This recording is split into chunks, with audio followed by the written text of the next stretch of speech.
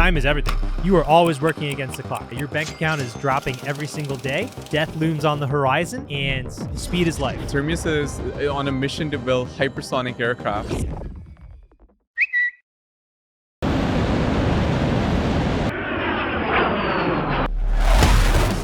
So hypersonic aircraft, they fly 5 times the speed of sound. Concorde was about 2 times the speed of sound, so 2.5 times faster than Concorde. It makes the transatlantic regional point is to go get the data that you need as quickly as possible to figure out what the right problems are to solve even. So that approach to aircraft development is something that was done quite a bit back in the late 1940s to the early 1970s. We built a lot of airplanes. We learned quickly, and we built them quickly. We fielded them quickly. It take like 5 years to field a new aircraft. Today, it's like 20 to 25 years. How did you make the decision to go to NASA? I just didn't want my life written for me. I like the freedom to find my own way. Where does Hermeus stand now, and where do you want to be 5 years from now?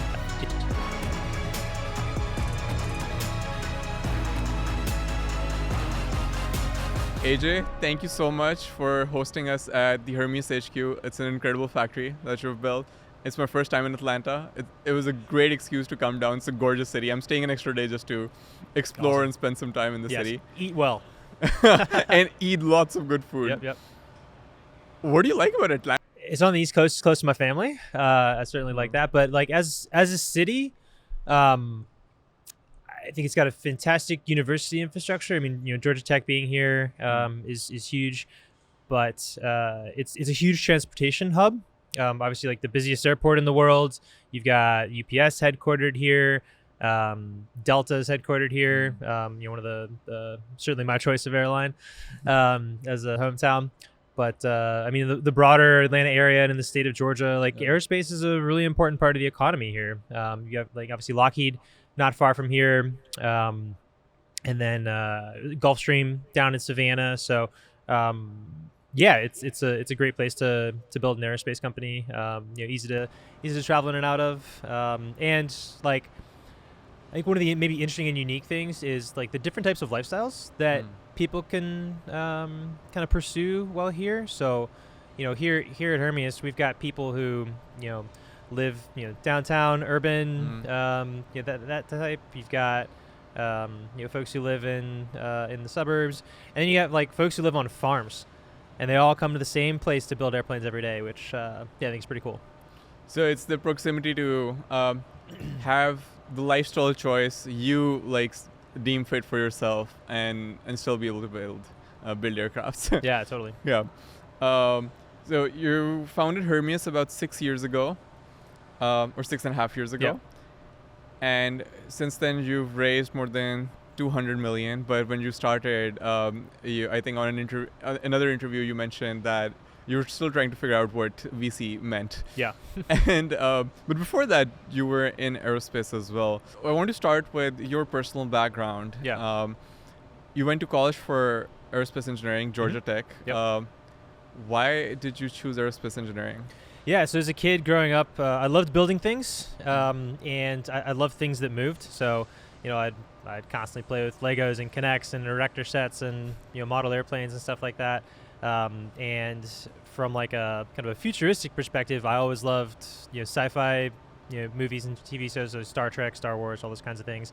And a thing that really like struck me in those fictional universes is the role that vehicles and transportation play. Like without things that fly, there is no Star Wars, there's no Star Trek, right? So combining those two things, or like building things that fly, was very interesting to me.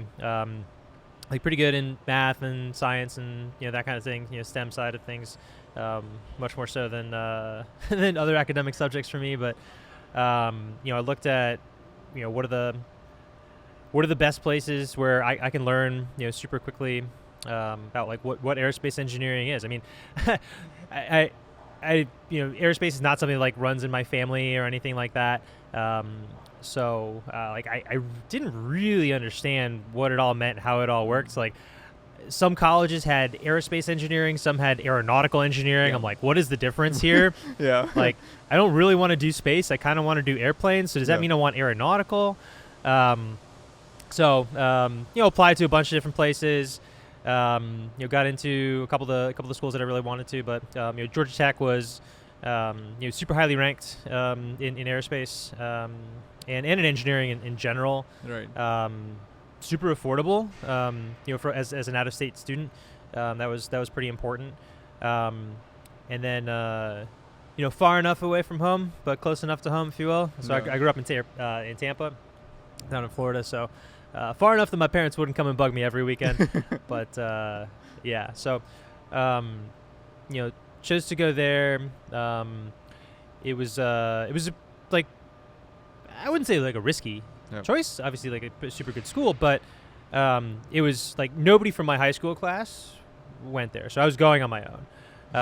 There were a couple folks from the year ahead of me who I knew through like playing hockey in college and whatnot. So there was a little bit of a community there, but like for all intents and purposes, it was like stepping into a whole new world and having to like do it all on your own. So I don't know that I ever was like scared of that or thought it was like a particularly insurmountable challenge. It was just like it's a new world. Let's go figure it out. So that was the kind of big thing that that drove me to tech.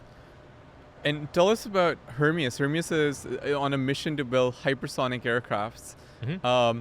How for an audience that's never thought about aircrafts or why they should go fast, Yep. define how hypersonic is different from what is Concorde, which is supersonic, Yep. which is most commonly known to, I guess, everyone.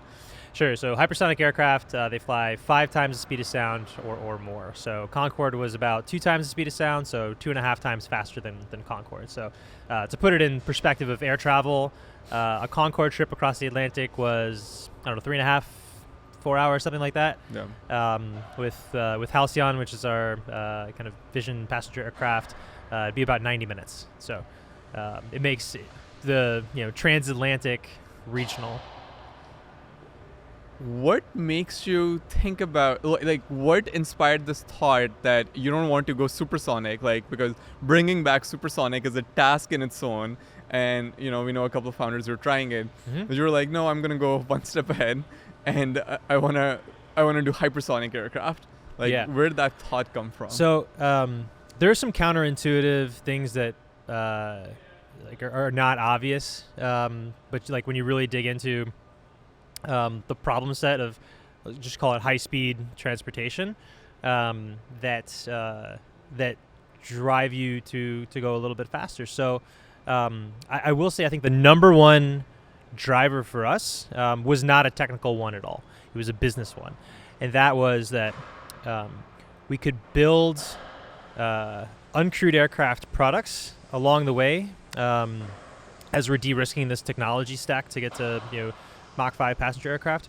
Could build products for national security and defense applications that are uncrewed, that can build a strong, growing financial foundation for the company, which we thought was absolutely critical. Like trying to go straight to commercial aviation as your first like real revenue source it's really incredibly difficult. So for us, like we knew there were technical challenges, but we also knew that you don't have to solve them all at once. You can solve them iteratively.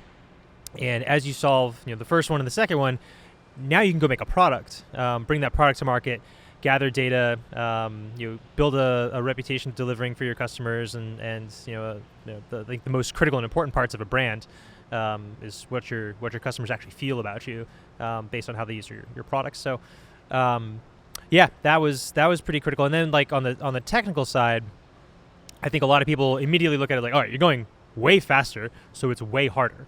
I don't think it's actually harder. The problems are different. So, for example, let's take propulsion. So, the engines, that you need for supersonic cruise versus, Mach 5 cruise. For supersonic cruise aircraft, you need an efficient gas turbine engine that can cruise efficiently at Mach 1.5, Mach 2, but also be efficient subsonically. That's a really, really hard design problem because the trade-offs that you have to make are pretty significant. I think it certainly can be done. It's just hard. On the flip side, if you go a little bit faster, and instead of needing like one engine to do all these different things, using two different modes of propulsion for different elements of the mission makes the propulsion problem actually quite a bit easier. So for us, for our vehicle sets that are kind of designed in the Mach 3 to 5 range, when they're up at those speeds, the propulsion system is a ramjet. So it's a super simple device. Uses the speed of the aircraft to compress the air naturally, so no mechanical compressor or anything like that, and then no other moving parts in the engine, just some valves, fuel injectors, flame holders, and a nozzle. So super simple device, very inexpensive, and something that you can really like squeeze performance out of pretty quickly, and reliability. Whereas doing that with a brand new gas turbine engine is very difficult. So now, like from a commercial transportation perspective, your unit economics with an airline is mostly dependent on like your cruise propulsion. How efficient and how good is your cruise propulsion? So instead of having a gas turbine engine to do it, now you've got a ramjet to do it, which is a much simpler device. That is interesting. You mentioned that you have an entire different roadmap to building this, right? Where you go defense first and start with uncrewed aircrafts. Where did you get that insight that this is the way you and your co-founders want to build the company? And I don't think that's obvious to anyone who's starting a new transportation company. Yeah. So two things. One is kind of the intimate knowledge that we had of the inner workings of the kind of hypersonics programs within the Department of Defense. Kind of saw how that was going and where the gaps were going to be, and that there was very clearly going to be a market where if you could bring reusability to hypersonics, that would solve some very important problems, and urgently on a timeline that was relevant to the fight. So that was one. The other is I think the commercial space approach to development of complex systems, that I think really SpaceX has pioneered both in launch vehicles, human space flight, and satellites, bringing that approach to aircraft, which is highly iterative, where it's not like you're gonna like the first airplane that you build, you're gonna make sure that it works 100%. That's not the point. The point is to go get the data that you need as quickly as possible to figure out what the right problems are to solve even. So that approach to aircraft development is something that was done quite a bit back in the late 1940s to the early 1970s. We built a lot of airplanes. We learned quickly, and we built them quickly, and we fielded them quickly. It take like 5 years to field a new aircraft. Today it's like 20 to 25 years. Right. So iterative development, I think, is really a key to not only solving the technical problems, but solving like the programmatic ones and business ones as well, because you're able to get products out there and fielded much more quickly. So I think those two things together are really the answer. How does iterative development translate from software, where it's like a commonly known concept, but like when you think hardware and iteration, it does make you wonder. Yeah, it's really about understanding what you need to learn. Yeah. And I think the first prototype is behind us. We saw it. One of the first ones, yeah, it's here. And then number 2 is out in the field getting ready to fly, and number 3 is getting built right now. So that's all in the span as far as like aircraft go. About can you 2.5 explain years. these different versions and like what was the goal behind each version, and then as you talk about iteration? Yeah, so let me kind of hit the top level of it.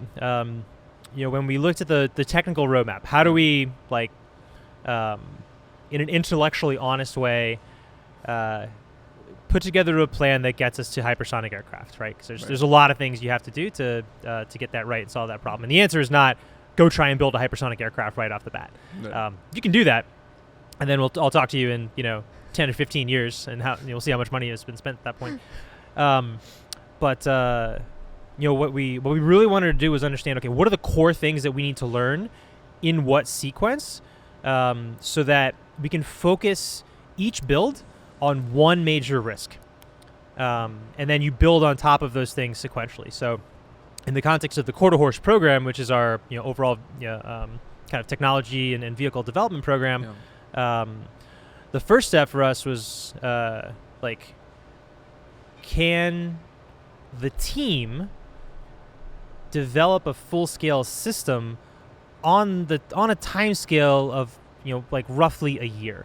So that was step one, and then step two is like, okay, now can you do it with an airplane that flies, and not just like, can you build a Cessna in a year, but build an aircraft where you've made some of the design compromises for high-speed flight that make it hard. So you're learning some of the things that you're going to need later. So specifically, like, for a high-speed airplane, the wing is going to be relatively small. The thrust to weight is going to be relatively low. The takeoff speeds are going to be relatively high. So that makes getting off the ground and back on the ground reliably a bit harder than it is for an aircraft where maybe you haven't had to make all those design compromises. So that was the first aircraft step for us, and that's Quarter Horse Mark 1. So that's the aircraft that's out at Edwards Air Force Base right now, gearing up to fly here pretty soon.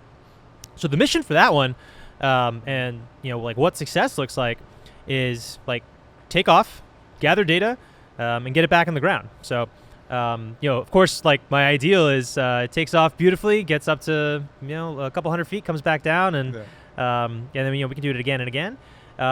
But gets off the ground, we get the data we need, and crack a landing gear or something, have a hard landing. That's still very much successful because we've got the data that we need. We've done a full life cycle repetition at architect, like set the requirements, architect, design, build, get through all of the regulatory things, all of the operational things, fly it, get the data, and then roll that data into the next system. That's the core learning that comes out of that first aircraft build. So we're not looking for performance. It's literally just go through that full rep.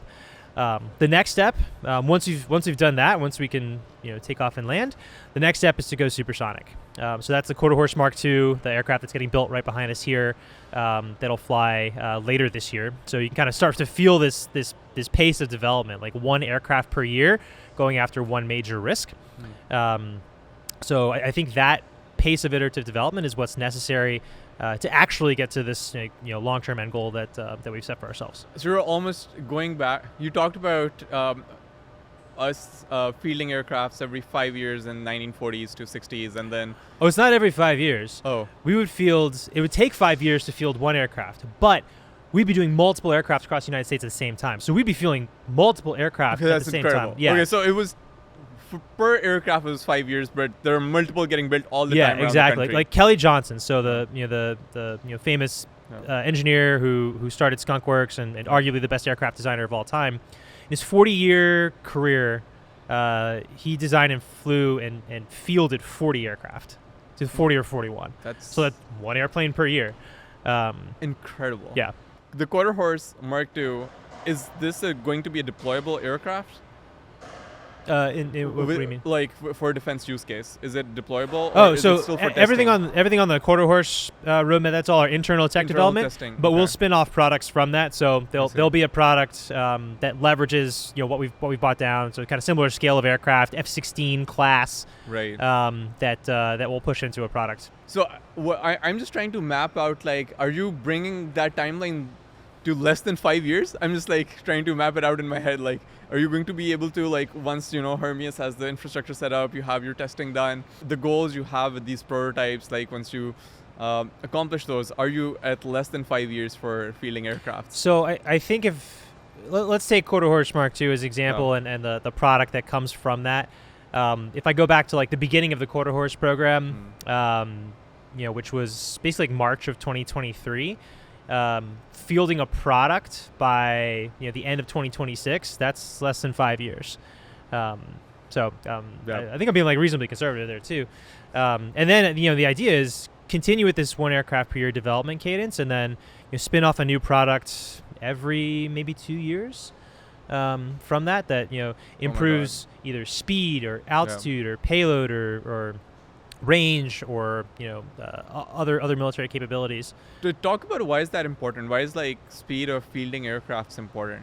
Yeah, it's because we live in a world of a rapidly evolving threat environment. So over the past like 20 or 30 years, where we've kind of been like reaping the peace dividend of post Cold War, there hasn't really been other great power competition going on. So that's now changed. But in that time, we could like reasonably well extrapolate like what kinds of capabilities are we going to need and what kinds of problems are we going to need to solve in 10, 20 years from now. Like when things aren't changing much, you can extrapolate, call it linearly, and get a feel for what those kinds of things are. And like the reason we have to go that far into the future to figure out what problems are we solving and then what capabilities are we going to build and then what technologies are we going to need is because of how long the development pace like if it takes you 20 years to build an airplane, when you're setting the requirements for that airplane, you have to figure out like, okay, what problem is this thing solving 20 or 30 years from now?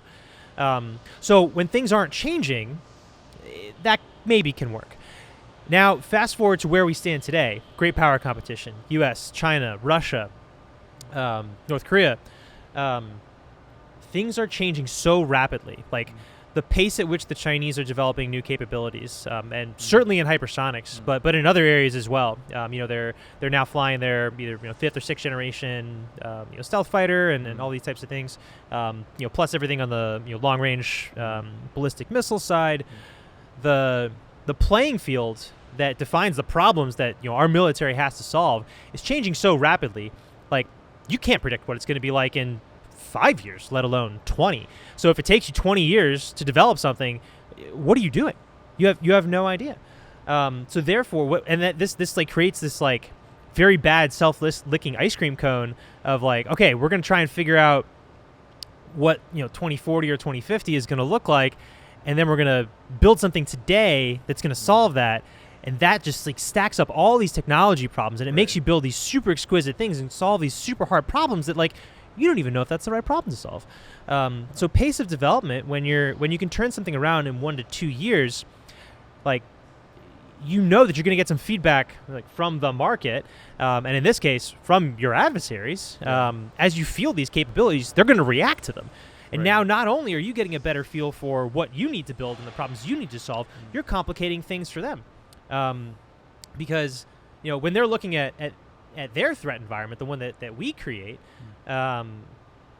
when it takes us so long to change things, their threat environment isn't evolving super rapidly. So it really turns the deterrence problem completely on its head when you can really own the pace of asymmetric capability development. Now, it's not just good enough to just like build cool toys. You have to be able to scale them. So manufacturing is massively important. But you need these two things together. You need rapid capability development and scaled manufacturing. That's how you create deterrence and like, ensure that every day China wakes up and says, not today. That makes a lot of sense. I have a question in there.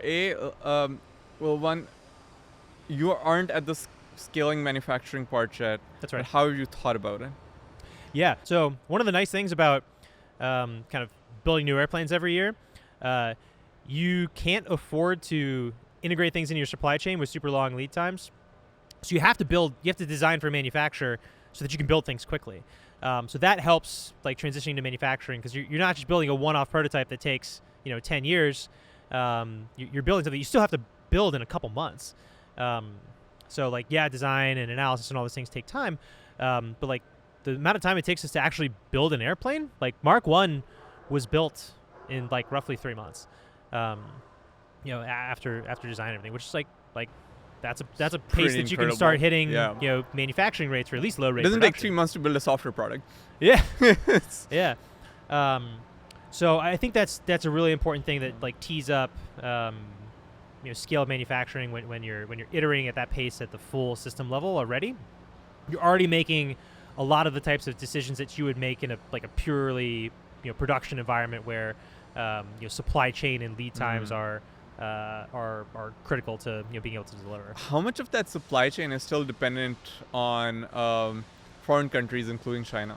Not much. I mean, we have pretty strict guidance, from the. When you're working in defense, you obviously exactly. So pretty strict guidance. That helps. Like there's Buy American provisions on all of our contracts, and the DoD is not going to buy airplanes that are dependent on any other supply chain. That said, like you dig into the F-35 supply chain, you go deep enough, and you start like, wait, what? Where are these parts coming from? Where are these components coming from? So, and I think that kind of aligns with a lot of the strategy that we're starting to see now, and reshoring American manufacturing, rebuilding the American manufacturing base.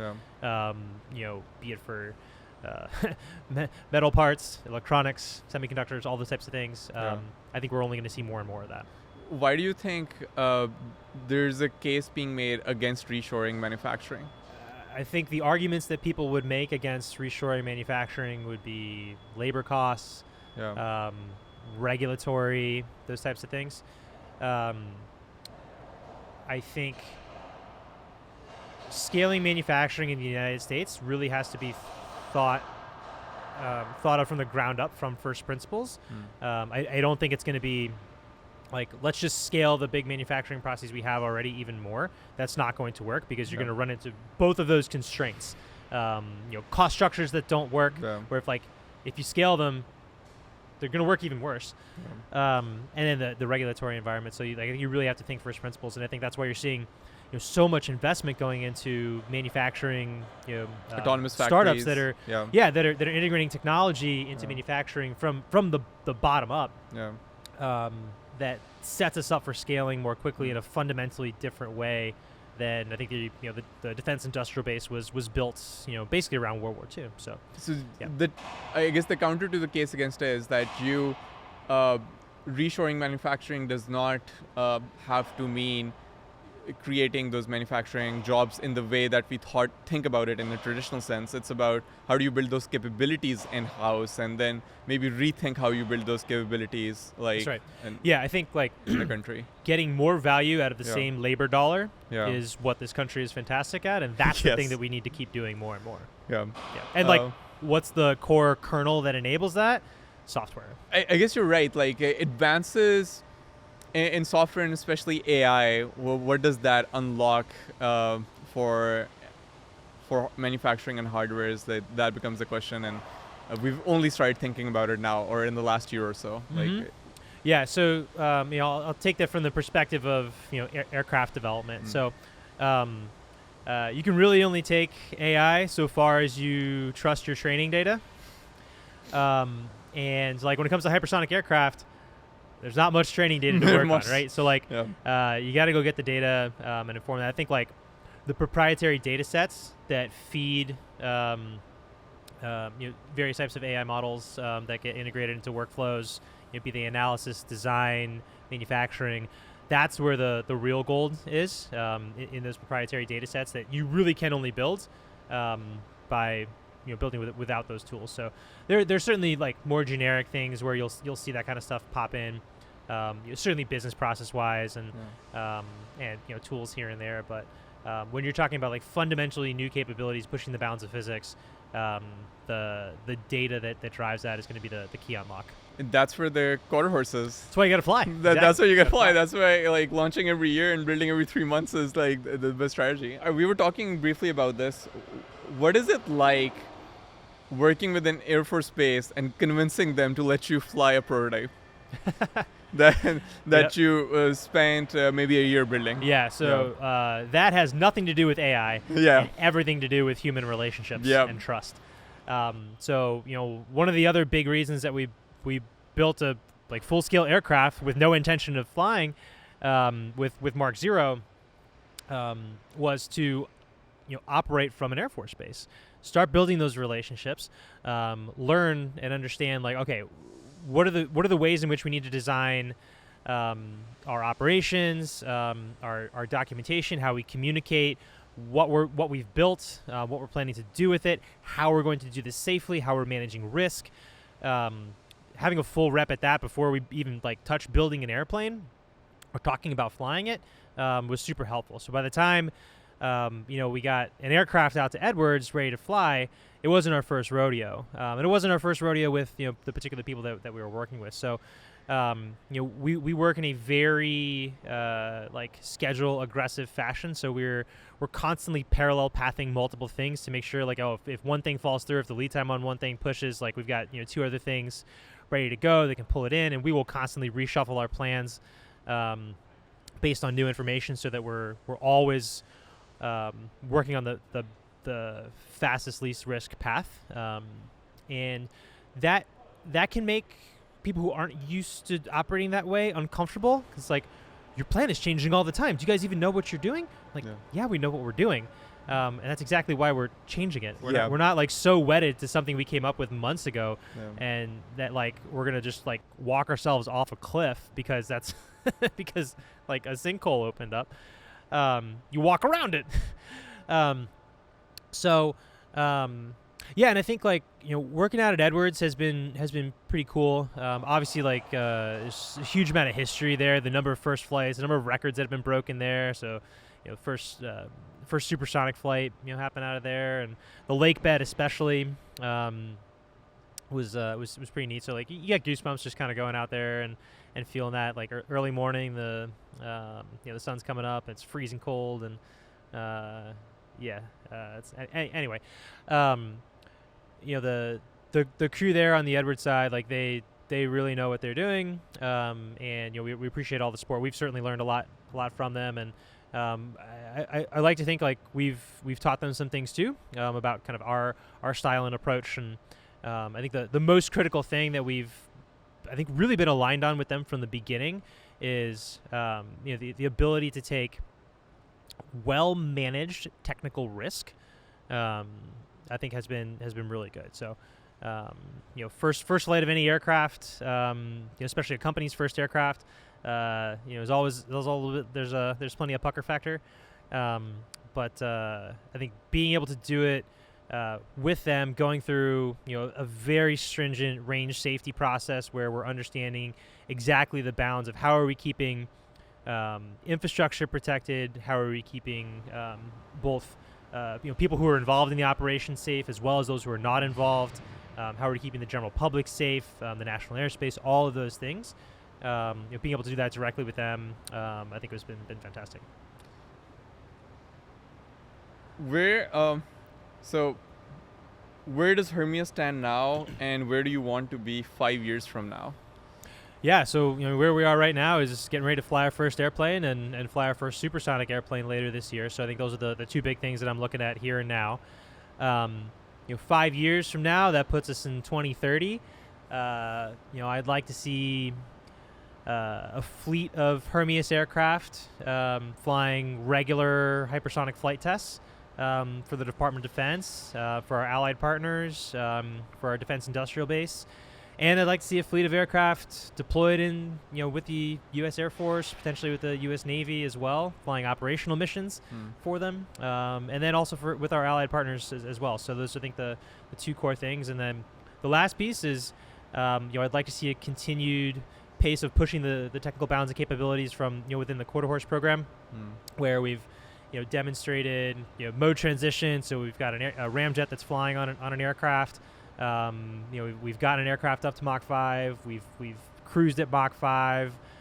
We've integrated cameras and sensors. We've shot off missiles. We've done all these things from a technology perspective that tees us up to really have I would say this a lot. Like before we can touch the commercial stuff, we kind of have to earn the right. Yeah. I think by 5 years from now, I want to see us having earned that right. To really transition and keep working the commercial side. From our conversation and from the conversations I've seen you have, you want to be very intellectually honest on timelines, and that's part of the reason you're going the defense route before going the commercial route first, right? With the quarter horse prototyping strategy, that is part of the aim, right? Like collect the data, but stay on timelines. Like talk about a project that you can deliver in the time you say you can deliver. Or am I getting like the thought process right there? What makes you think about it in that way? Like, time is everything. When you're a venture-backed company, whether you're developing your first product and trying to bring it to market, or you've got products in market and you're trying to scale them, you are always working against the clock. Your bank account is dropping every single day. Death looms on the horizon. And if you are not delivering fast enough, like that is your lifeblood. Like speed is life, and it comes into time. So like when you start with schedule as the key driver to your programs, because there's like programmatic, you have schedule, cost, and risk. Those three things that you can kind of play around with and trade. We prioritize schedule because number one, schedule drives cost more than anything. So if you Makes can sense. bound like the long tails of a schedule, Yeah. because like I won't say it's easy to get 90% of the way through a program, but the last 10% is where 90% of the difficulty is. So, and this is why iteration is so critical. So you don't bite off something so big. Like if you bite off a program that in the baseline is 4 years and you miss that schedule by 50%, that's 2 years. Yeah. Now, if you start with a 1 year schedule and you miss that by 50%, that's 6 months. Yeah. So when you're talking on an absolute scale of cost, they're very, very different. So 6 months versus 2 years is potentially the company's death. it's life and death. Life Yes, and death. Exactly. I haven't seen that being be described in that way before. That's interesting. How do you tie that in with iterating through new information? Say more. You mentioned that your like actions are in a way inspired by new information coming in, and you would take that new information to. That's what you're on the lookout for, right? Yep. Like you would change strategies. Does that also apply to like product development, or is that? Oh yeah, 100%. Right. So how do you balance that with timelines? So I'll speak within the bounds of the quarter horse program. So like aircraft development, that kind of thing. The way we do that is by setting kind of two sets of requirements: a threshold and an objective. Threshold is like we will not deliver less than this, and we will not like give up on will not bleed schedule. The objective gives us scope margin where we can set things up to like get to the next iteration more quickly. But if we learn something new where like, oh, this component or subsystem that's needed for the objective mission is actually going to take a lot longer, we'll descope it before we'll give up on schedule. So it forces you to like kind of design for the next thing and set up that transition and iteration so that there's like some level of overlap between what the aircraft you're building this year and the one you're going to build next year.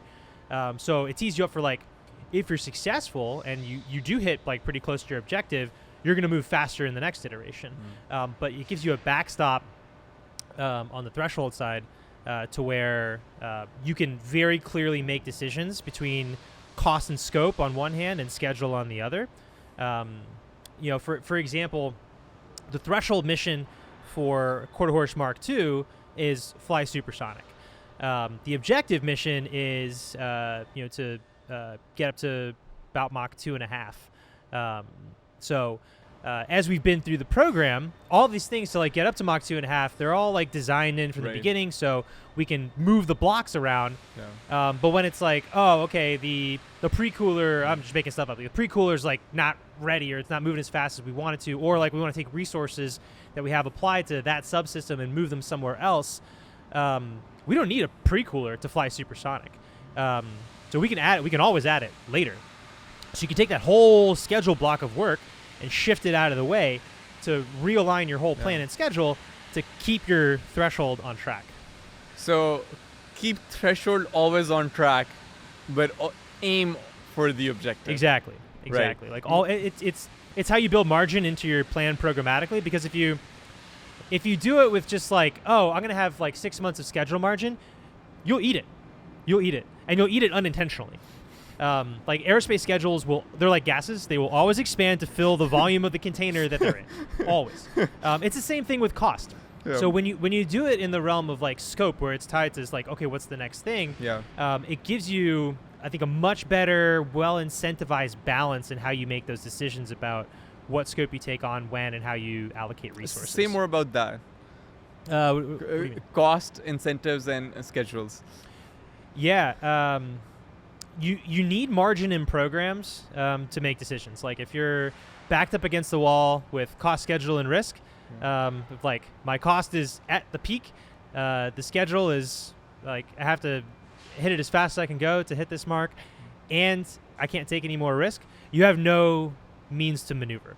So you Right. have to keep margin in a bunch of different places.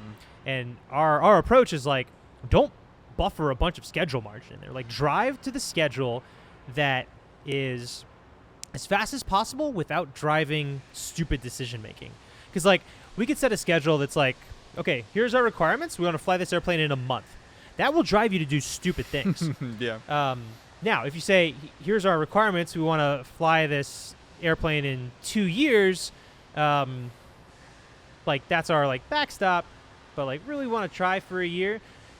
Human psychology does not work that way. You Exactly, have to drive to hard deadlines. So like, How do you picking- figure out what that timeline is? It's judgment. It's judgment, experience, having learned and Yeah. carrying all the scars of messing it up in previous iterations, either here or previous companies. So, how you set those is not just a function of the outcome that you're trying to get to. It's a function of the team and its capabilities, its maturity, its growth rate, all those kinds of things. So it really relies heavily on the judgment of engineering leadership Right. to set those well. Sometimes you get them right, sometimes you don't. But that's why you update your plan with new information all the time. Yeah. Because like, you also don't want to, burn your team out. And the fastest way to burn your team out is push them super hard on something that doesn't matter. Yeah. So keeping like extreme clarity on what matters, what outcomes matter, and then aligning the plan to that as new information comes is absolutely critical. So how do you manage margins on those schedules then? Are those margins just at the back of your mind? No, I mean, like, it's more of like because it's you more talked of a about business human planning. behavior, right? Like if you give people 2 years, then Yeah. good luck. It's- But then how do you know that you have that 6-month margin at least to delay something by? That's a year-long project. by Yeah, I 50%. really measure it more in terms of rates. Like, are we moving at a rate that's sufficient to get a milestone done when we want to get it done? So, it's an elegant balance with really, I think, how you set expectations Right. externally with customers, Yeah. investors, Yeah. and then how you execute against that. Yeah. But it's absolutely critical that when you are in the company executing, everybody has extreme clarity. 'Cause it's like, you don't want to get into these games of schedule chicken where it's like, oh, I see something that's like blocking this next test and it's going to take 2 weeks, so I'm just gonna like slow down on this other thing that I have to do. Like, that's the worst thing in the world. So you try to keep like everything like reasonably pressurized, kind of properly across the whole program, so things are progressing at the right rate. And how you do that changes constantly as new things move around. I ask because a lot of, especially hardware companies, struggle with schedules, Oh yeah, right? And we you do too. I know, and you've articulated it in an interesting way. So I was trying to go deeper into your Yeah. mind of how do you keep that cushion? How do you communicate it to the team versus a lot of it is external stakeholder management and Yeah. communication, which gives you the margin. So the entire margin is between external stakeholder management. Yeah. Which is where the CEO's job comes in. So That's right. tell me more about what you've learned about being a CEO. Yeah, I have one job: make sure the company doesn't run out of money. So that's it. Now you take that outcome and break it down. There's a lot of things that you got to do. But I like to think about my role as setting the vision and direction for the business. Where are we going? And giving the team the clarity to develop their own plans for their areas of responsibility and the interfaces between them to deliver on that vision. Setting the team up. So really that starts with the management team, and then setting the culture and expectations down throughout the company. Then getting the company the resources it needs. So getting all of our leaders the resources they need to do their jobs. So that's 3 things: equity, debt, and revenue. Those are the 3 ways that money comes into companies. And then appropriately track and manage risk, and then really like get out of the way. I go back to the team piece. My job on the team side is to hire people who can do the things that need to be done way better than I could. So that's the type of team that I want to build. People who are way better than me. Yeah. At certainly at their area, and then of course like integrating cross-functionally. That's hugely important. So, yeah. How did you decide between your co-founders who would be the CEO? So I was the CEO at the prior company. Yeah. I had hired everybody in. So it was kind of the natural, I think group dynamic and leadership dynamic. My skill set for like what I had been doing at the previous company, like very much circled on getting everything organized, set up, teed up, vision, fundraising, that type of thing, sales. So I was clearly like I was definitely like not the technically strongest. Like okay, I can hold my own, but again, like surrounding myself with people who are better. Was pretty crucial. So yeah. Can you talk a little bit more about your previous company and the one before that, and what you were doing there, basically? Yeah. So it was a company called Generation Orbit. We were developing an X-plane for the Air Force, the X-60A. It's an air-launched liquid rocket designed for hypersonic flight testing. So a modern X-15. I see. Yeah. So it was like a 3,000-pound rocket that was launched from a Gulfstream aircraft. So it's a kind of pretty wild concept. What were some insights from running that company? Recruiting is critically important. So we made a pretty concerted effort in doing that, like setting that up and properly at Hermeus. Being able to tell your story clearly to your audience, be it customers, investors, or individuals you're recruiting, critical. So like investing in the right level and amount of marketing. Like there's there's like a company is its marketing and marketing is its company. Yeah. Like you want to be on the marketing is like the marketing is driven by the company, not the other direction. So but like you have to be able to tell your story. Like if you do all this cool stuff in a forest and nobody knows, it's like, did you even do it? So that was it. We had a very clear understanding of like the scope of things that could be accomplished by very small teams. Like our team was less than 20 people, and like we flew a flight test on a NASA airplane with a full scale inert structure that we got approved to fly and everything, and we built all the avionics, electronics. We built a whole prototype stage that we ground tested and all these things. So like all of this stuff was happening at the same time, all over the country, with a team of less than 20 people. We're all like dying, but we were accomplishing some stuff, and it was like, man, like you could really do a lot. So I think that was, a big element of giving us confidence in being able to do something even more ambitious, or take on a journey that was even more ambitious. I think the last thing was our ability to work together as a founding group. Super important. Like you're placing a lot of trust in each other as you're stepping off on a new endeavor. So we worked together for a couple years. So that was super helpful. And been through a lot of thicks and thins. Always. Yep. Yeah. What have you learned about the co-founder dynamic? What's important? The trust. Yeah. Is trust the number one factor? Yeah, absolutely.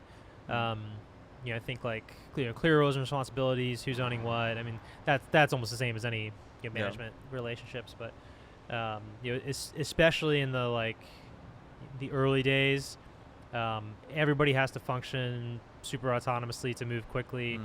You're like a submarine crew. Everybody kind of has to be able to do everything, and trust is the biggest enabler of speed in that regard. You went from a team of 20 at your previous company, Yeah. right, to now over 200 plus. Yep. What have you learned about scaling a team? Everything breaks multiple times. So, I think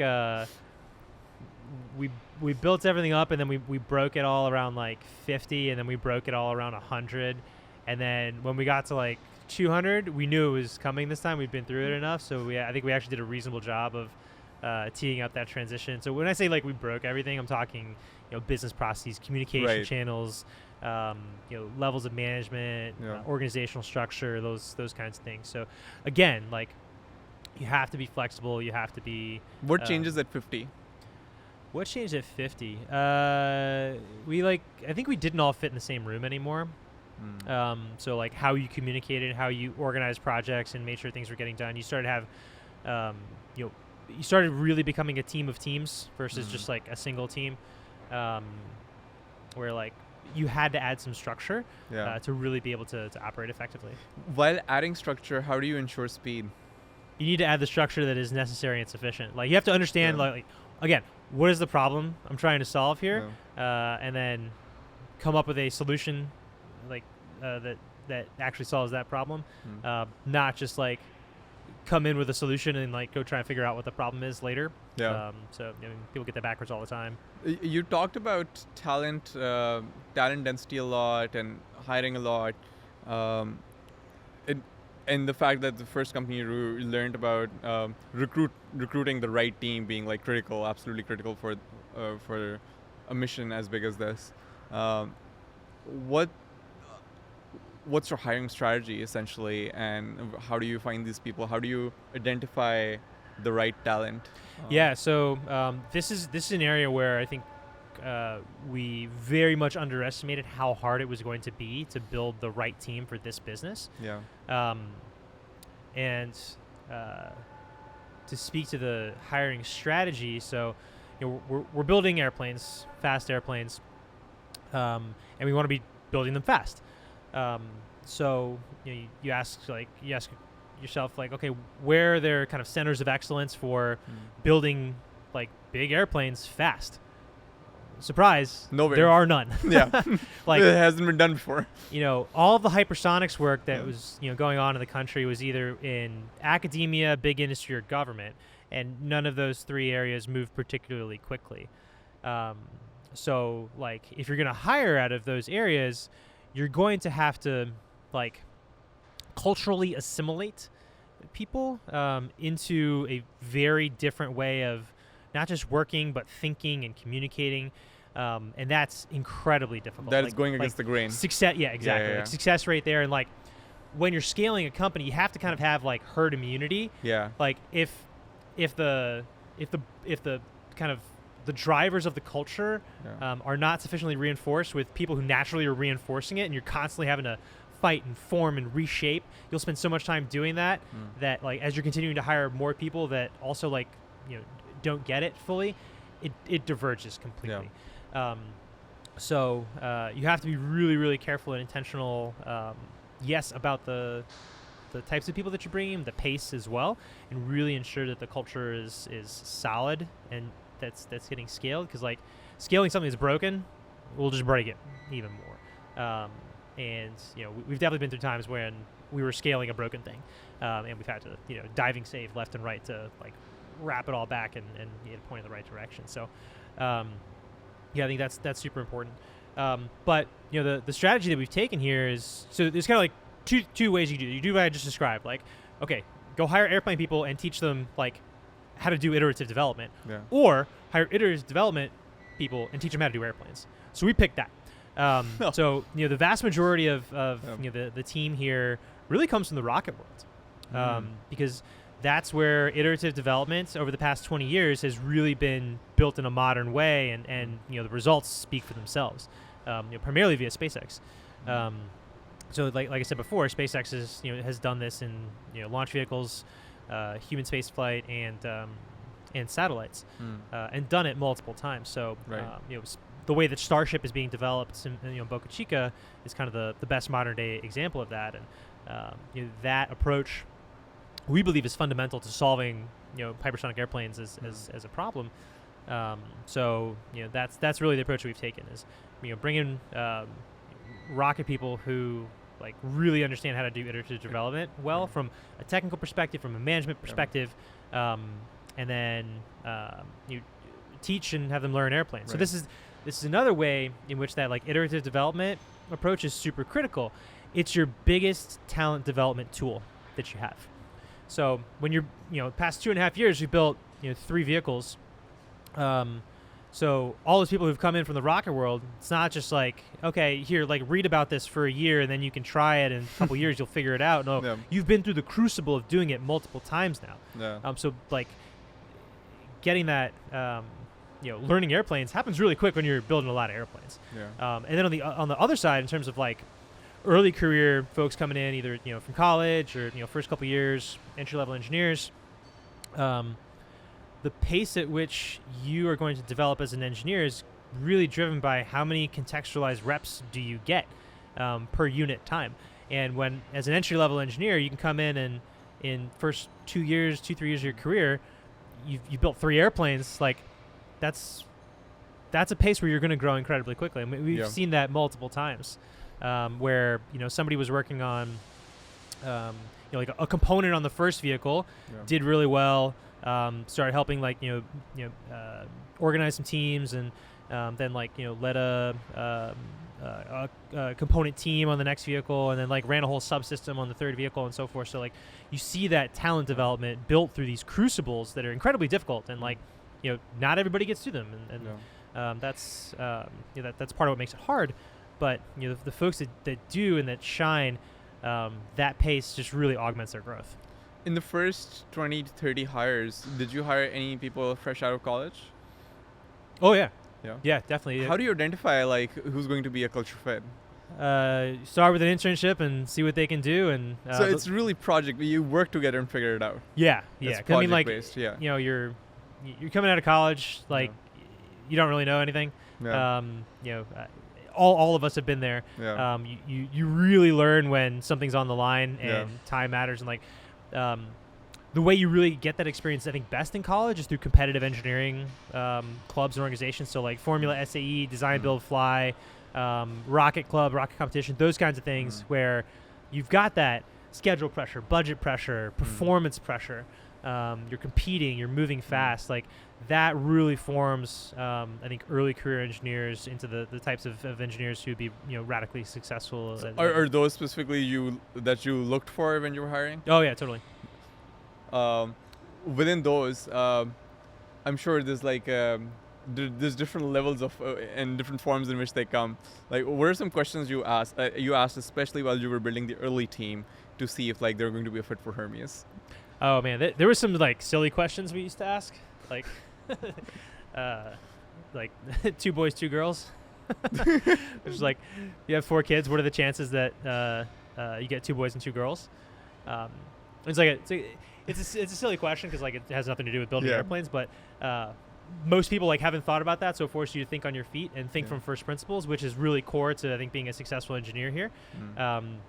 So that was one of the silly little things, but I think really understanding how you approach problems that you don't know the answer to, how you simplify problems. So to move at this pace, solving the right problem adequately is critical, and the standard for an engineer is to solve the wrong problem well. Because we love to solve problems, so we spend much more time trying to solve the problem than figure out is this actually the right problem. So testing for that up front is super helpful, and then training it as well. I think it really comes more from training, but what you're looking for in the early years is openness to adopting that. How do you exactly? How do you evaluate that? I mean, it's tough. It's really tough to do in an interview process, especially for early career. So, you do the project. Yeah, you do the project. There's no other way. Yeah, we were also talking about. I think you mentioned you asked us. You want to understand why they made the decisions they made in life. Yeah. So this is a question I ask. Almost anybody that I'm recruiting. To work for me. I always like to understand. Walk me through your career journey through the lens of how you made decisions to do different things. So okay, you're picking which college to go to. How did you make that decision? You picked your first job out of college. How did you make that decision? You decided to leave an established aerospace company and go to a startup. How did you make that decision?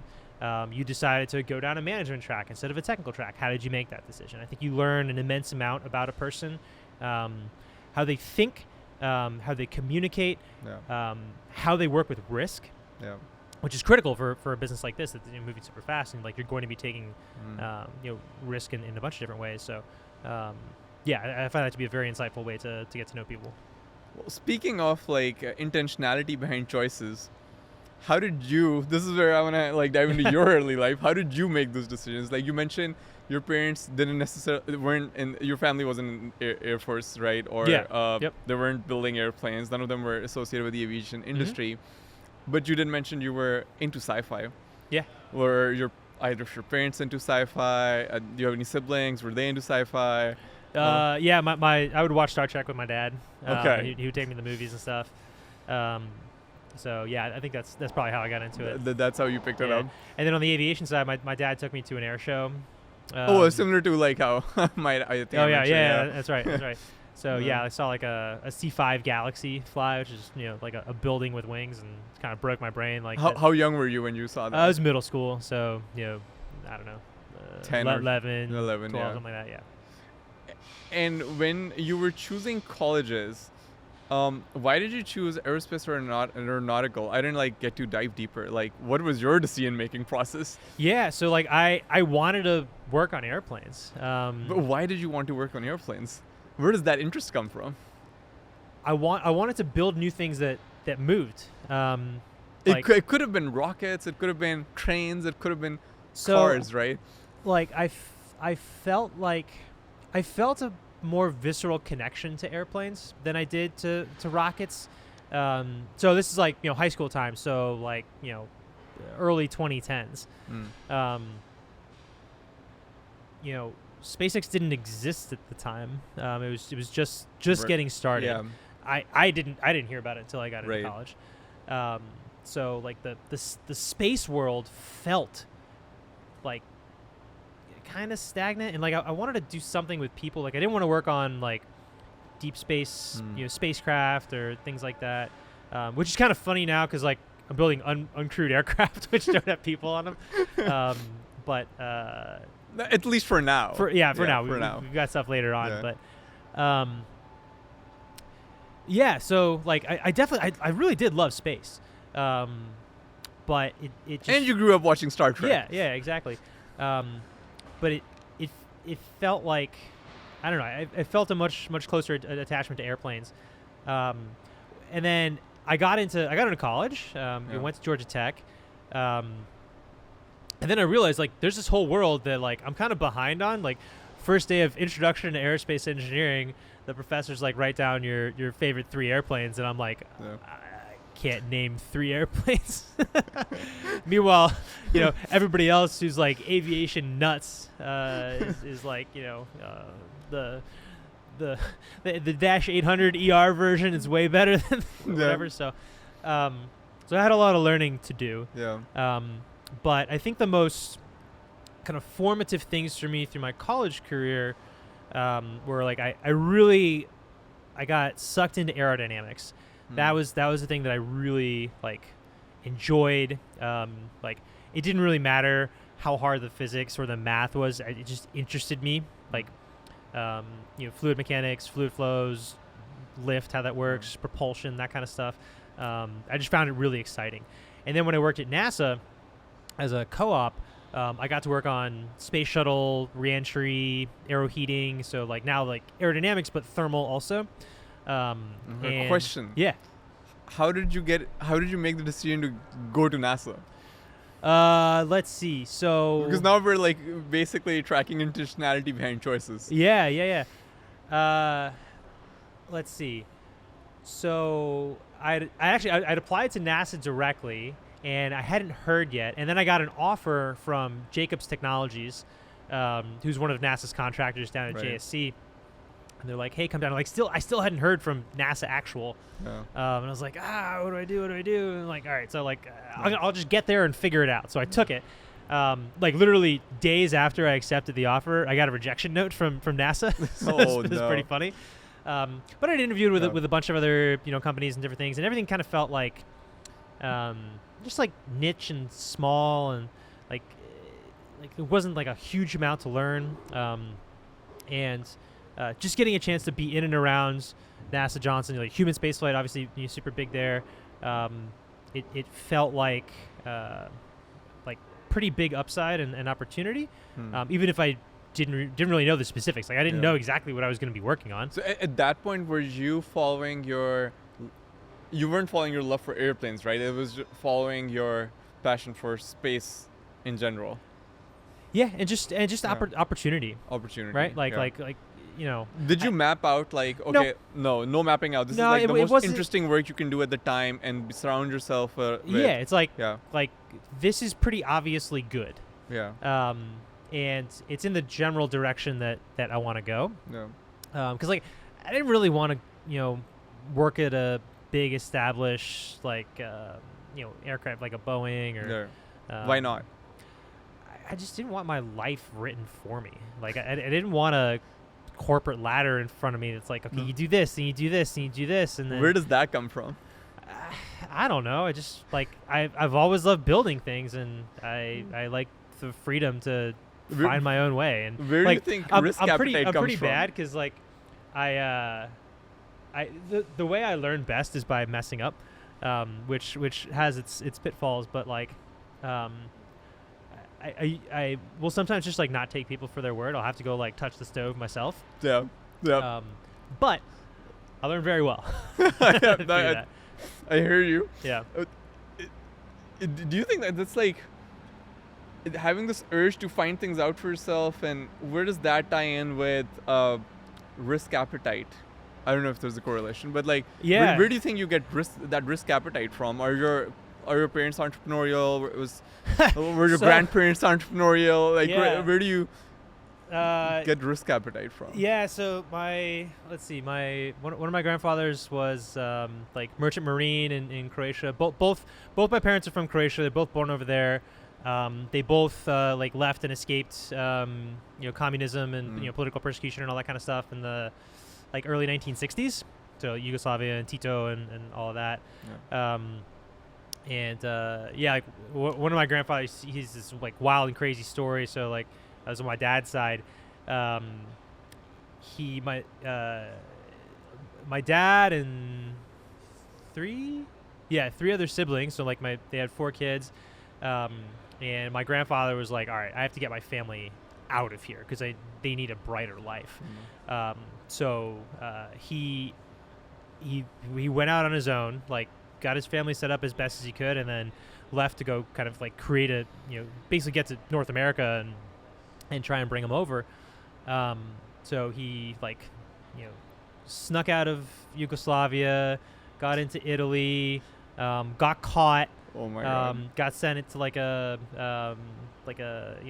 refugee work camp, escaped from that, like jumped off a train, got to like Portugal or something, and eventually made his way to Canada, and then was able to bring my grandmother, my dad, and my aunts and uncles over like 3 years later. Yeah. So like I don't know that there's anything more Immigrating. entrepreneurial And than yeah, that, exactly, that's what I was right? gonna say. Like, Yeah, it's not That like is the go most start a entrepreneurial business, thing. but it's like yeah, go create a better life for Yeah. your family. 100%.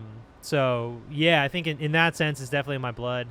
That gets passed down. Yeah, and then Yeah. I learned a funny story after after we started Hermeus, maybe like a year or 2 in. So Yeah. when I was how old was I? I think I was like 6. Yeah, I think I was 6. We moved from New York to Florida. My parents woke me up one morning. We were supposed to be going to Disney, and they're like, "All right, so we got some good news and some bad news. Bad news is we're not going to Disney. Good news is we're moving to Florida." I'm like, "Okay, cool." So they're like, "Yeah, your dad got a job down there, and Yeah. we're gonna pick up and move, and it'll be fun and whatnot." So we went, and it was all fine. And then after we started Hermeus, my parents tell me this story. They're like, "Yeah, you remember that job we moved for? That your dad's job? So it was a startup that failed in 6 months." And I was like, "What? What? Holy cow!" So just like risk that you didn't know you were sitting on is kind of Yeah. like an immensely uncomfortable thing. This is like you can kind of laugh about it And because it's so he long. probably took it from his dad, right? Who moved an entire country. Yeah. He's like, yeah, I can move a state to explore, like, yeah, you know. we'll figure it out, Yeah, right? we'll It's like figure it out. so.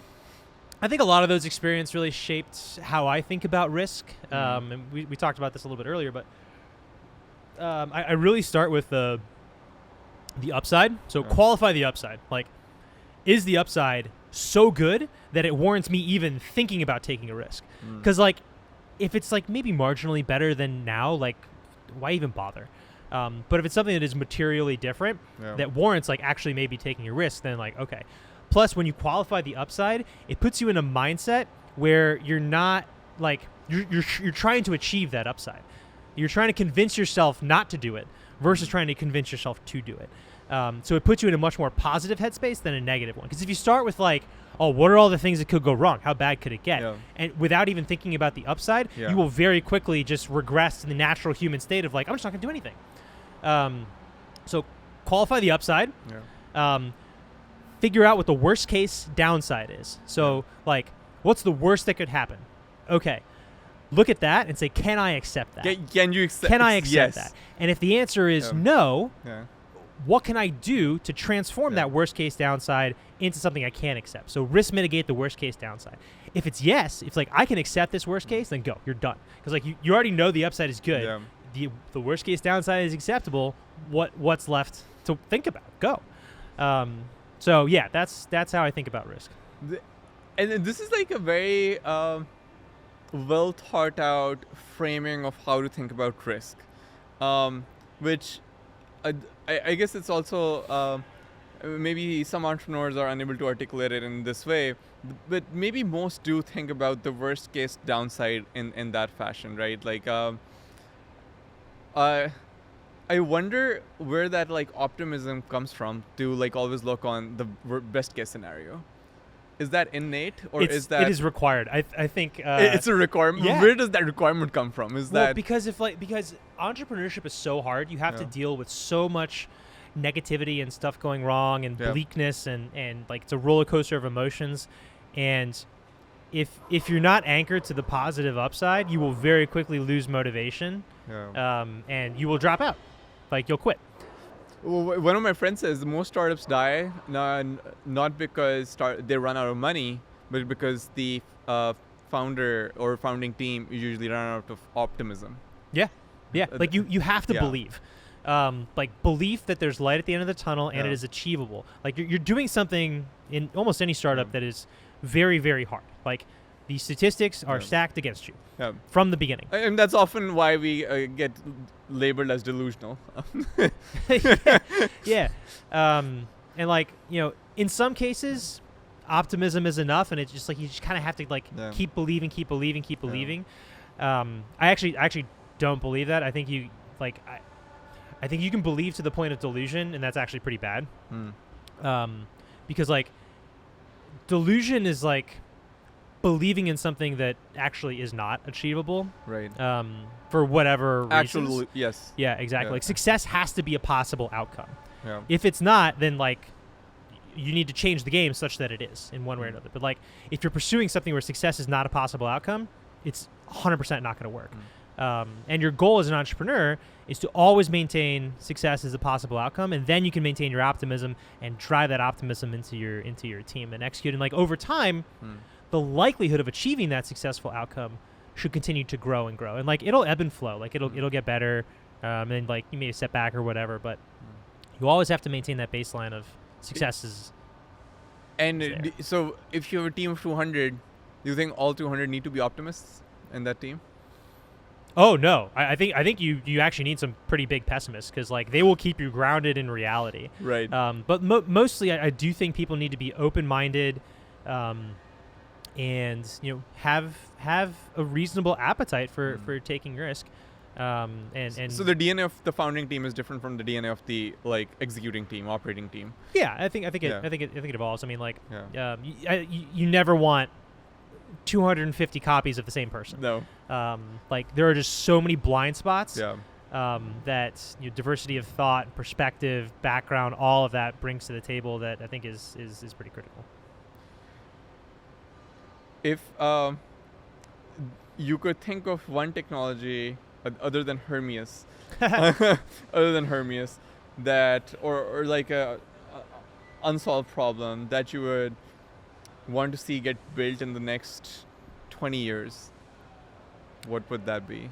I would say maybe like transportation class nuclear energy. So like the way we build rockets and spacecraft and airplanes and cars and buses and all of these things, like they're all built on top of either batteries or fuels, combustion, those types of things. I do think bringing significantly more efficient, abundant energy sources to transportation, like that's how you get to a different world. Like, we're all working within the confines of the rocket equation and the range equation and all of these things. I think the real innovation that kind of breaks that mold completely is on the energy side. Nuclear powered hypersonics. Yeah, man, love it. Is that like Hermeus 15 years from now? We'll see. We came back to her. Yeah, I mean, like there have been nuclear powered aircraft concepts in the past, and there's a lot of things you have to figure out and sort out to get that right. We actually invested in a company you might know, Aerofuse. Have you? Well, I don't think so. No, they were a completely different road to get there though. But that's their master plan to get there. Sweet. Okay, so nuclear powered, maybe transportation is one. I mean, we have nuclear powered aircraft carriers. Why don't we have nuclear powered cruise ships? Maybe people don't want to be on cruise ships that long, so you don't need that. That's actually probably the answer. What would be another technology that doesn't tie in with transportation? Oh, something completely separate. Something from completely separate. Transportation. Oh goodness. I mean, yeah, I'd pick a lot of things on the space transportation side. But if those are off limits, I don't know. Everything else tell me something on the space transportation. Everything else is boring. Like things that don't move. That is true. Tell me something on the space transportation side. Yeah. I have no idea what the timeline is for this, but sustainable closed loop in space transportation, where like you can create an environment that's sustainable in space for effectively indefinitely. So like Earth is an environment that's in space that is like roughly sustainable, call it indefinitely, at least until like we do something stupid or the sun engulfs the Earth, which will eventually happen. But like humanity's ability to travel through space and like live in space for long periods of time in a closed loop fashion that's sustainable, that I think is this like kind of ultimate pinnacle. Elon talks about making life multiplanetary. I think it really has to go beyond that. It's not just like be able to live on a planet, like be able to live in space. Be able to live in space indefinitely. You live in space. Once you do that, you can. That opens up exploration frontiers. Exactly. Like if humanity is going to be around for millions of years or billions of years, it'd be pretty damn boring if we were stuck on planets for that long, right? So I 100% agree. We haven't even scratched the surface on that yet. Yeah. Oh, yeah. I mean, we have no idea where the universe ends. We have no idea. So it's like such a long way to go. And I think the imagery from James Webb Telescope, I don't know if people have seen that documentary of like the making of James Webb. Have you seen that? No, I've seen the documentary, but have you seen the pictures, right? Yeah. You look at those pictures, and what you're seeing 12.9 billion years into the past.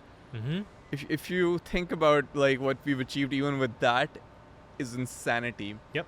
And like that, I should make everyone wonder like what's out there. Yeah. So, I have no timeline for that. I have no answer on the technology. Nothing. But like. What is interesting and exciting? It is that. It is like humanity exploring the universe. Yeah, I agree. Have you had any role models growing up or throughout your professional career or mentors that you really look up to? Yeah, I've learned so much from a lot of the people in and around Hermeus. So the board of advisors that we built in the very early days. So Rob Meyerson, who ran Blue Origin under Jeff Bezos, for about a decade. How did you convince him? I sent him a note on LinkedIn. No, he was. I think he had just. Tell me more about this LinkedIn cold messaging strategy. Oh, you yeah, told me like about you're getting your co-founders on LinkedIn. Oh yeah. Yeah. Yeah. I had a pretty nasty. When did you first realize? Because I don't know. engineers. I don't know if you can actually still do this because like I hear LinkedIn is dead. There's too much. No, too much like spam it's still on it. pretty effective. But yeah, I mean, you craft a message that is short to the point, and that can grab somebody's attention. And I mean, and my email to you was a cold email. So yeah, it kind of works. That's how it works. That's how it works. Yeah, exactly. So, yeah, I learned a ton from Rob about how to build a company from scratch, a technology company, how to think about technical risk and build roadmaps, things like that. Yeah. And I've learned a ton from our investors as well, like very much on the communication front. So as an engineer coming in and you're really having to shift how we as a founding team communicated. That took us a a couple months to figure out how to do. Yeah, I think those have been super influential. And what's the significance of having advisors early on? A couple things. So number one, I think it brings some validation to the idea, both internally, like to you as a team, as well as externally. Yeah.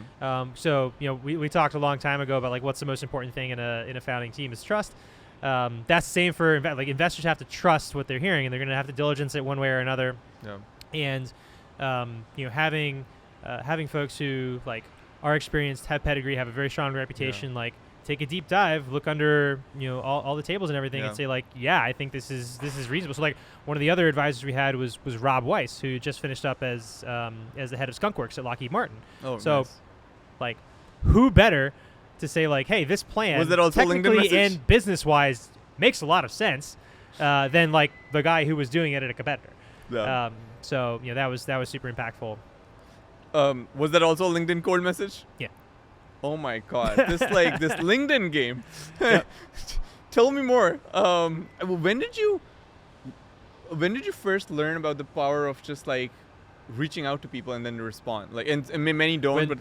When I first had to build a team at Generation Orbit, like hire people because like nobody knew the company, so like, are we gonna get a bunch of great resumes? No, like I have to actively go recruit. What tools do I have? LinkedIn is probably the best. So. So just lots of writing messages. Most of them not coming back. Yeah. The ones that do come back, you learn from. Okay, this worked. Like, what do I change? And an iterative. Yes. Iterative process. Yeah.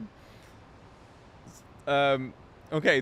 What about this? Is through the company building journey very recently. What about early on, like maybe in school, or college, or like even before that?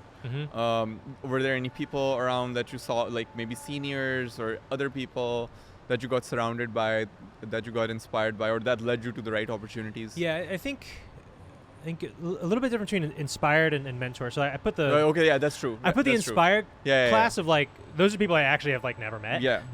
So I will answer that one. I agree. Because that one's super clear for me. So like, reading Ashley Vance's book about Elon. That was obviously like super influential.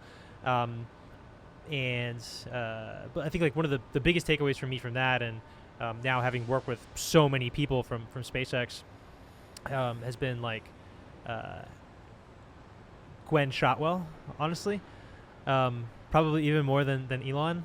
Just seeing what she has been able to do at that business from the very beginning. She's an incredible operator. Yeah, like I've never met her. I'd love to one day and just pick her brain over some whiskey and a fire. It was pretty inspirational to see somebody come through technical background, business development background, and really grow, arguably one of the greatest companies in the world. So, that was certainly very, very inspirational. And on the mentoring category. Yeah, I think on the mentorship side, I think a couple of professors. So like one of my aerodynamics professors, Dr. Ruffin at Georgia Tech, certainly I think helped me really hone what I wanted to do, and kind of helped enable that, various research projects and things like that. I think the group that I worked with at SpaceWorks, which is like the first job out of college, conceptual design. So John Olds, John Bradford, Brad St. Germain. I'd seen the business that kind of they had all built together. Learned how to do conceptual design in aerospace engineering. Learned how to write proposals, win business, work with the government, all of that. I don't think like what we were able to accomplish at Generation Orbit with them or at Hermeus later it would have been possible if I hadn't like. So you knew exactly been what you through were those getting things. into with working with the government. Oh yeah, like Early on, very early on. I knew exactly what I was doing for the first probably 2 years of Hermeus, and then from there it was all like frontier leadership. Like I'm always beyond the realm of what I've done before. And that'll never change because I'm just always like it's only up. So I don't like doing the same thing twice. So, right. I guess that's good. So it's evolving, which keeps things interesting. Yeah. Okay, it's the role models. We all have people, I guess, like who at different points, stages in our life, like shape our thinking or the intentionality behind our thinking, or and how we make decisions. And so I was just interested to know like who was that for you. And hopefully that inspires people to get the same sort of sounding board for themselves as they build their company or as they're in college and thinking about what to work on. How do you what have you learned about fundraising since you started Hermeus? Everything, I guess, because I knew nothing before. Right. So, in terms of what insights you have. Yeah, I mean, I'll go back to the communication piece. Yeah. Number one, from the slides that you put together to how you present them to how you answer questions to how you build relationships with investors over time. That to me is an absolute key. I think how you select your investors is also very important. Like similar to the way that you're building your early team. Like you don't want to constantly be fighting with your investors over like what's the strategy here, what are we trying, why do we even exist as a business, and how do we lean into that. Picking the right team is quite important up front. You stumbled into Khosla. What are some other stories you can share? Yeah, so I mean, they definitely came up on our list of firms that we wanted to get to know. But I think the actual mechanics of us getting introduced to them was totally random. Getting to Skylar went to school with a guy who knew Ben Ling, and we talked to Ben very early on, and he made the intro later on to Vinod and Sven. So, the things that we really liked about them was like they'd been through skybox imaging, so satellite small satellite startup, so like kind of the N of one in those early days.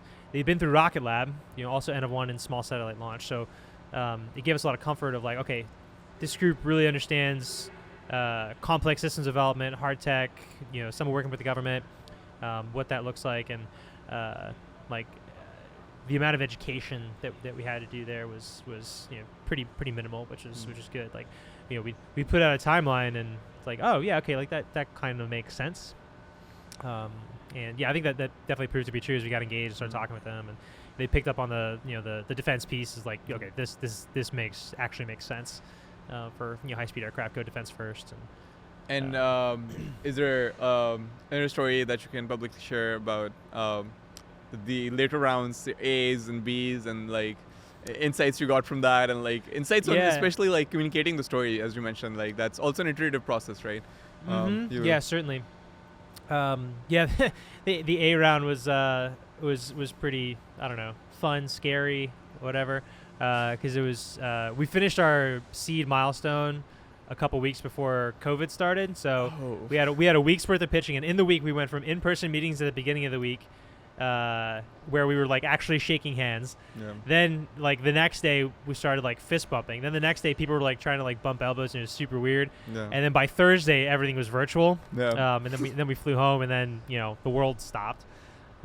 So that was I think a pretty tough experience. Like you're gearing up for a fundraise, you're ready to go, and you're just turning the crank, and then it just gets smacked in the face, and you have to stop, completely rethink the business. Like, okay, like I had a picture of one runway before. What is it now in this new world? How do we manage this? What do I need to bring to market to really like give us high confidence in a fundraise once like markets open again? So we took that time from when COVID started to when we went back out for the A round again later to sign some contracts with the Department of Defense and kind of make some material progress, bring it back, and then we were successful in closing the rounds in October of that year. So that was a like okay, like replan the business, some new piece of information, figure out how to do it again. You used it as an opportunity. Yeah, certainly. Yeah, in that entire time. But like, you had runway to use that as opportunity. Mm-hmm. I'm guessing. We had to make some more. Yeah. Oh, I see. We had to figure out how to get leaner and get better. But just like I think everybody did in that time. So there's just so much uncertainty about what's going on. So, what if you had to learn about storytelling in this entire time? So I mean the obvious of like how important it is, but like were some the tactical things, the way you build a tight story around a fundraise, and like there's so many like pitch decks and books and whatever out there, and we're in this little corner of the world that's kind of different. Like we're not a SaaS company, so there's not exactly a playbook, but you have to do a number of things in your storytelling. You have to anchor your credibility, anchor like what you have achieved thus far, why that warrants, whatever you're raising for next, why investors should have confidence in. What gives you the right to go exactly, do this? What gives you the right. Yep, exactly. Yeah. You have to think very critically about not just what the milestones are that you're going to deliver with this round, but the next round as well. Because the whole question, like, okay, I'm going to raise this round of funding. How am I going to raise the next round? So you kind of have to work a couple steps forward and really think critically about that, ensuring that you've got your milestones that are, well, on the one hand, achievable within the time frames and resource constraints that you have, but are also big enough steps in kind of materiality to drive valuation growth and everything like that. With, you can't do anything about the global market conditions. Those are going to be what they are. So you have to have ways of managing risk around that, especially as you get to the later stages. Like Series C, I think is really that's the inflection point where for hardware businesses where like it's really kind of put up or shut up. Like deliver hardware that works, show a clear path to to commercialization. Not necessarily, doesn't have to happen before a Series C, which is I think pretty fundamentally different from a software investment. But growth investors have to know with confidence, like, okay, when I put my money into this company, it's a 1 and not a 0. It might not end up being 100. Yeah. Like, okay, I love the prospect and I want that prospect. At least 1 or 2. But not 0. Yeah. So like, if you've got a pretty clear path to a downside, it's like 3 to 5x in 5-7 years or 5-ish years. That's a pretty reasonable. But you want to keep your story positive and focused on the upside and the potential and the opportunity, and keep your audiences not just minds but hearts associated with that. Like drawing and creating an emotional connection with your audience is critical. And this isn't something that just like happens in the room when you're pitching. Right. It comes from building relationships over time, and like especially for a company like ours, tracking progress over time is pretty critical. So builds trust over time. Yes, exactly. Yeah. The other storytelling thing is it's kind of an extension, but you have to tell a very simple story. So like how you do that for a complex business with complex sales. That's what I was gonna. Like it's tough. So that just takes iteration of really working with your management team and your insiders and really making sure the the narrative that you're putting together is very, very clear, succinct, and direct. So that you can like very quickly convey to investors like, okay, these are like the 2 or 3 core beliefs that you have to have around this business, and then your job as a storyteller is to get those beliefs instilled. You talk about like having the right narrative, and earlier you mentioned marketing is a key piece of it, right? But not too much marketing. What do you mean by that? And what have you learned about marketing? What insights do you have running Hermeus? Yeah, so like if your marketing budget is like within an order of magnitude of your product or like your technical budget, like what are you doing? I think like you have to be like as lean and efficient as you have to be on the the engineering and product development side. You need to be a couple orders of magnitude leaner on the marketing side. So by leaner, I mean like, yes, like small team, but really impactful, really bang for the buck, super high quality. And that all starts with the communication strategy. So tying what you're doing in marketing to business outcomes, that's where a marketing strategy comes in, because it's like, hey, we want to make this cool video, or like why? What are we trying to accomplish? What problem are we trying to solve? What opportunity are we trying to go gather? What does it mean for the business? And like, I'm not talking about like ROI, dollars and cents, numbers. And even in terms of your time span. Yeah, you just need to know like, okay, this is something that is intended to have a like material impact on the business, and in some way, whether it's like increasing opportunity, decreasing risk, accelerating, whatever. So most of our marketing in the early days, and even now, the like business outcome that it drives is really on the recruiting front, like building confidence in the team's ability to execute, the fact that like we're working on very hard engineering problems, and we're doing it fast, and drives a narrative that other people now write about. It's like, yeah, like is this company doing it? Yeah, I hope so. Like you have to say certain things about yourself, just you have to. I much prefer when other people say things about us, whether they're good or bad, honestly. Yeah. It's like I love debate. That's publicity is publicity. No, it's, I mean, like, I think tying your narrative and the importance, the impact of what you're doing into things that people care about broadly is important. So for us, it's like very straightforward. We're working on defense and national security problems and products to solve that. That honestly like ties into a lot of what's going on right now in the world. Yeah. So. And closing, I would say, message for the podcast. We didn't get to chat about this much, but it's called "We the Builders," which is inspired by the preamble of the Constitution, "We the People," and is to celebrate American agency and progress, because I believe I immigrated here because this, I think, is still the best place to build and the best place for innovation. And this to celebrate people who are going after the hardest problems possible. So for people who are going after hard problems, what would your message be? Yeah, do it.